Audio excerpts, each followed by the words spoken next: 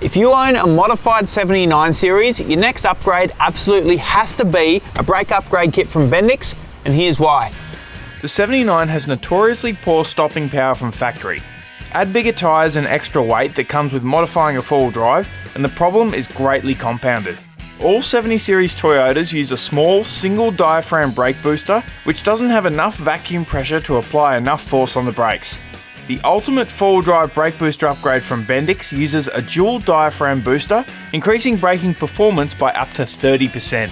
You can take it to the next level by swapping out the factory brake lines for braided Bendix hoses, which will handle the increased pressure from the brake booster way better and give you the ultimate feel and response.